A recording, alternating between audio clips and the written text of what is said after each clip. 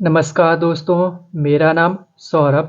आप सभी का तहे दिल से आपके अपने YouTube चैनल एसएससी की पाठशाला में हार्दिक स्वागत है।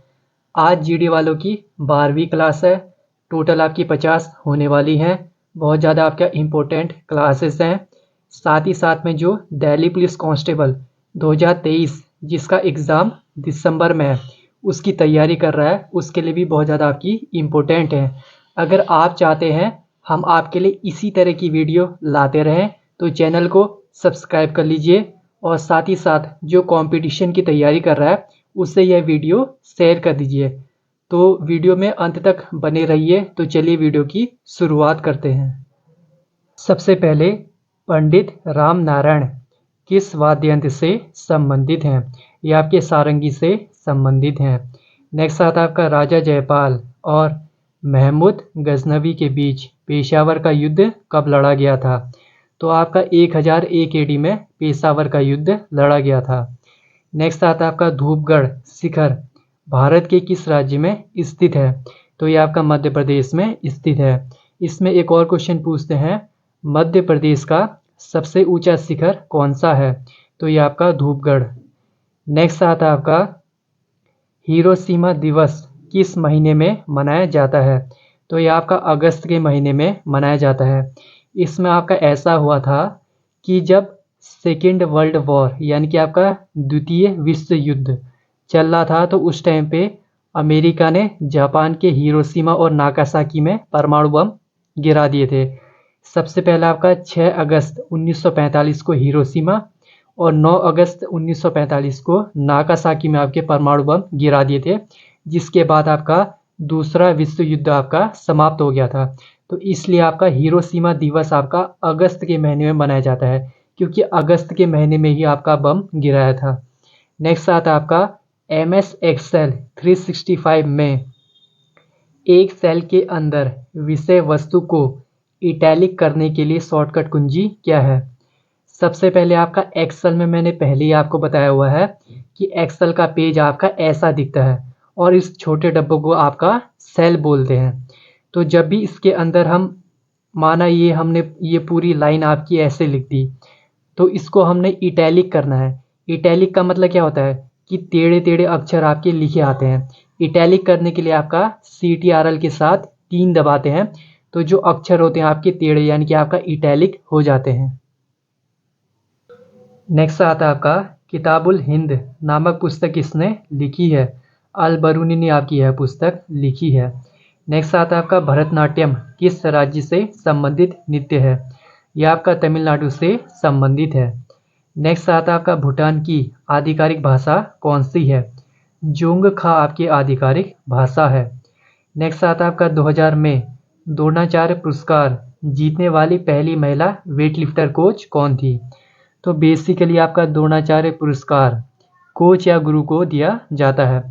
तो आपका हंसा शर्मा ने आपका यह पुरस्कार जीता था।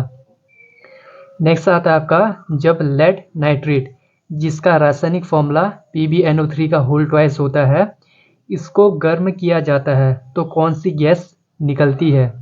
तो बेसिकली जब भी इसको गर्म करते हैं तो नाइट्रोजन डाइऑक्साइड गैस आपकी निकलती है। इसका रासायनिक फॉर्मूला क्या होता है? NO2 इसका रासायनिक फॉर्मूला होता है।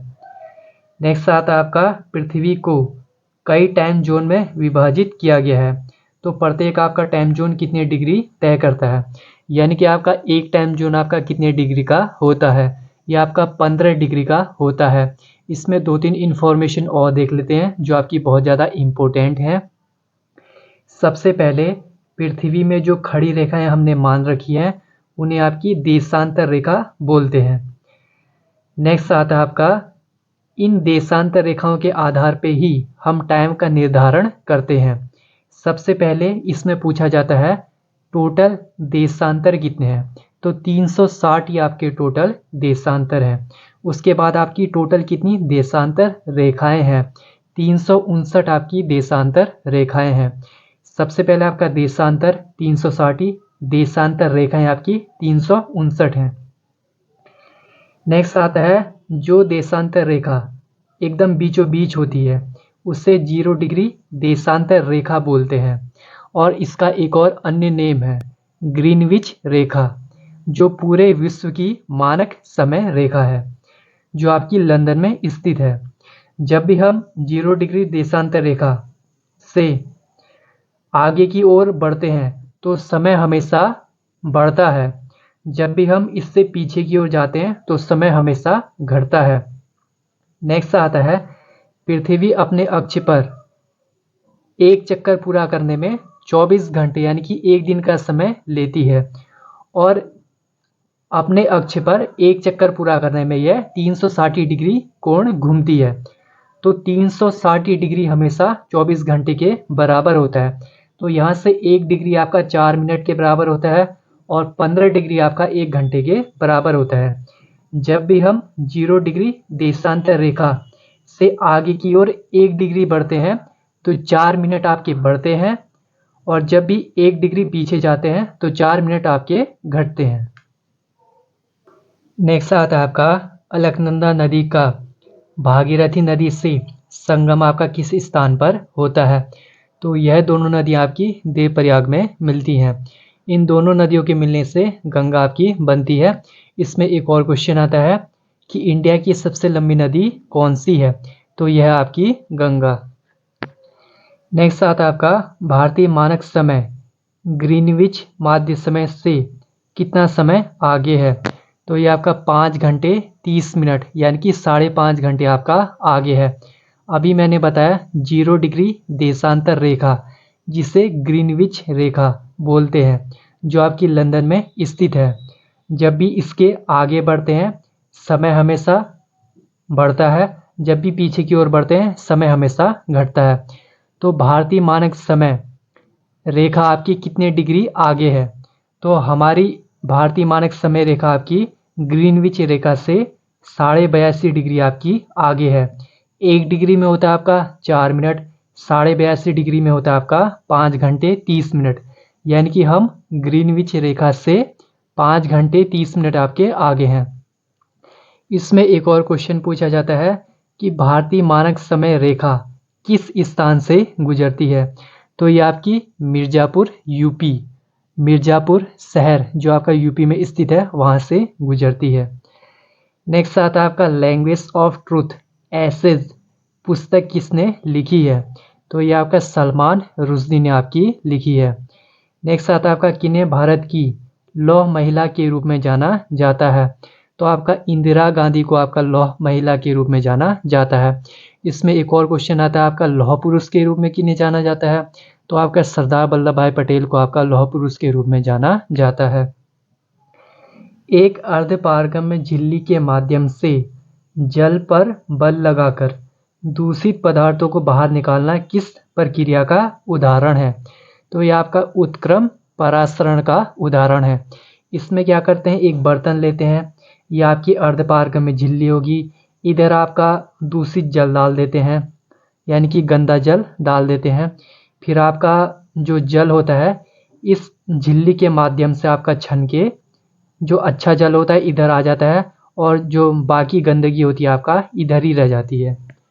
नेक्स्ट आता है आपका, राज्य के उच्च न्यायालय में मुख्य न्यायाधीश के रूप में नियुक्त होने वाली पहली भारतीय महिला का नाम बताइए। तो राज्य के उच्च न्यायालय में सबसे पहले मुख्य न्यायाधीश के रूप में लीला सेठ आपकी नियुक्त हुई थी, और जो हिमाचल प्रदेश राज्य में आपकी नियुक्त हुई थी।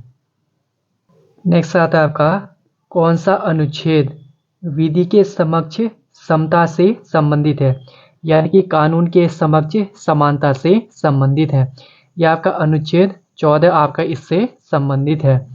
नेक्स्ट आता है आपका, भारत में विशेष विवाह अधिनियम किस वर्ष पारित हुआ था? तो यह आपका 1954 में पारित हुआ था। नेक्स्ट आता है आपका, कौन सा गोवा का मानसून कीचड़ उत्सव है? तो आपका चिकल कालो आपका मानसून कीचड़ उत्सव है। नेक्स्ट आता है आपका, बेरी बेरी रोग किस विटामिन की कमी से होता है? तो आपका विटामिन B1 की कमी से होता है। इसमें आपके 2-3 क्वेश्चन और पूछते हैं। सबसे पहले आपका विटामिन A की कमी से रतौंधी होता है, विटामिन B1 की कमी से बेरी बेरी होता है, विटामिन C की कमी से स्कर्वी होता है, विटामिन D की कमी से आपका रिकेट्स होता है। आज की वीडियो में बस इतना ही। अगर आपको यह वीडियो पसंद आया हो तो thanks for watching. Please like share and subscribe. मिलते हैं नेक्स्ट क्लास में। Till then tata bye bye, love you all, जय हिंद जय भारत।